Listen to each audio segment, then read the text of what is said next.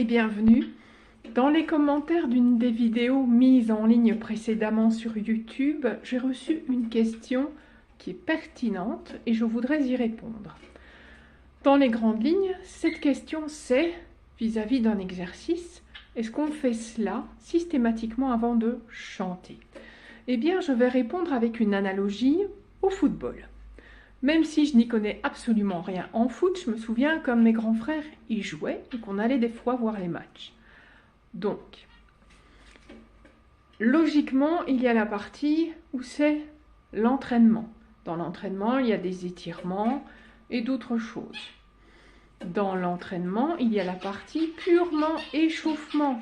Donc, c'est le moment où on fait des exercices pour mettre les muscles en route, les tendons, les nerfs, etc. et faire un peu de cardio.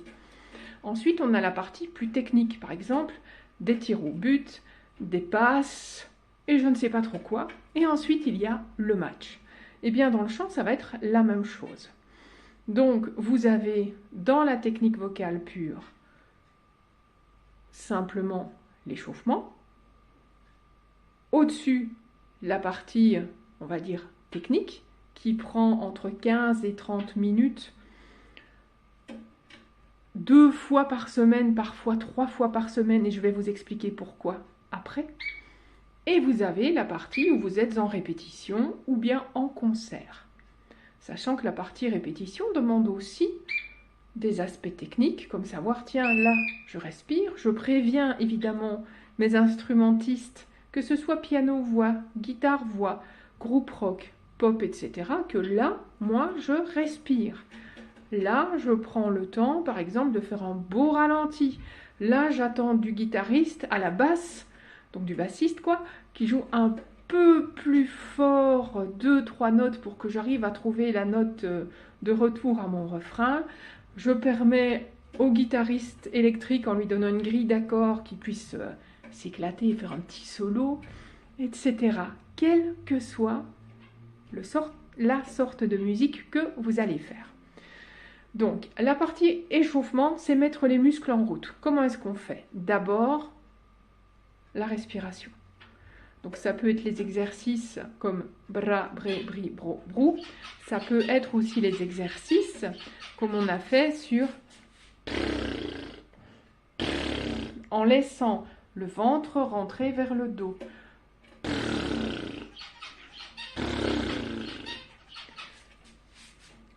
Quand l'échauffement est fait, ça veut dire que vous avez été simplement étirer un petit peu, mettre les muscles en route, étirer un petit peu vos notes, voir si vous aviez ce jour-là des aigus, des graves, et ça sert uniquement à s'échauffer.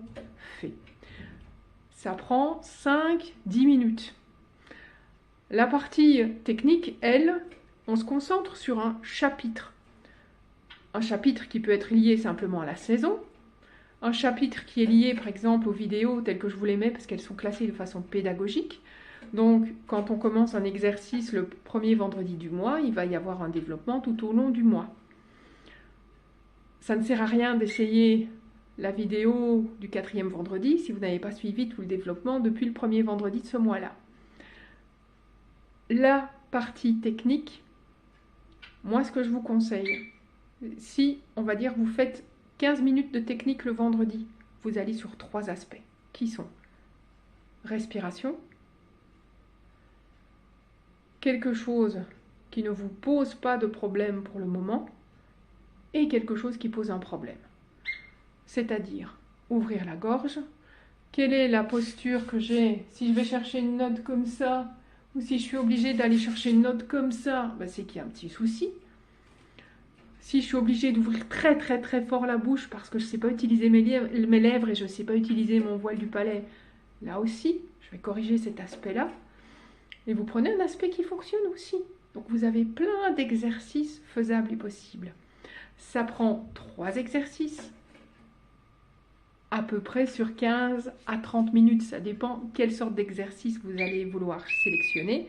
Et quel est votre souci, quel est votre plaisir dans le 2e exercice qui va très bien. Vous pouvez faire 4 exercices. Quand c'est fait, vous devez laisser la somatognosie effectuer son travail. Somatognosie, c'est la mémoire des nerfs, des muscles et des tendons. Pour que cette mémoire s'active, il faut dormir. Ça veut donc dire que si je fais l'exercice le lundi matin, le soir, c'est pas résolu. Moi, ce que je vous conseille, c'est faire l'exercice, la série technique, le lundi.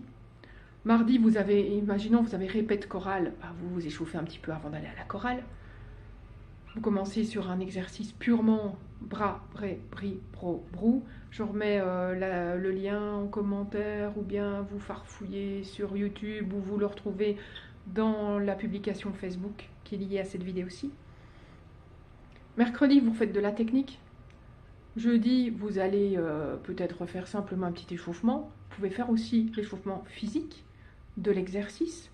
Donc à ce moment-là, faire un exercice spécifique de respiration ou un exercice un peu bébête, là, vous savez, quand on sort la langue et qu'on se sent ridicule en faisant une pompe contre le mur. N'allez pas faire des pompes au sol, moi j'ai jamais demandé ça.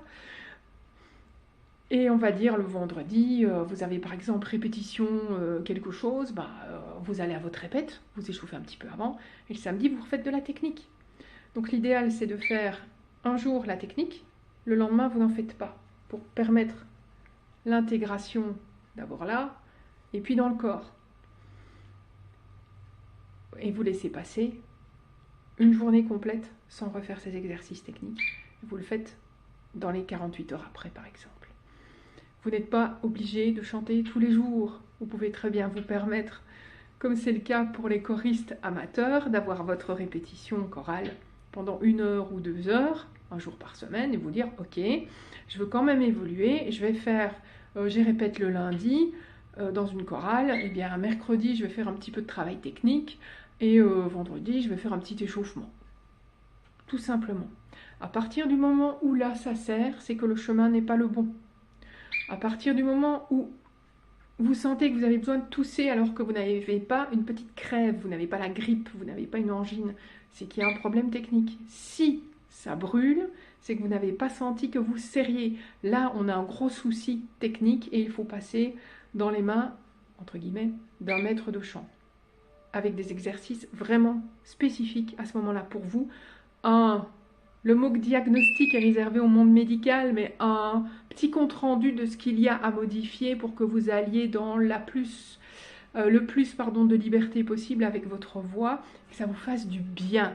La torture pour le chant, ça ne sert absolument à rien. Il y a des jours quand vous préparez un concert, vous devez simplement redire le texte de manière, non pas comme un chanteur, mais comme un conteur, en articulant un peu trop, et vous savez que quand vous allez chanter, ça va se mettre en place tout seul dès que le voile du palais sera soulevé grâce aux pommettes soulevées. J'espère avoir répondu à la question de la personne.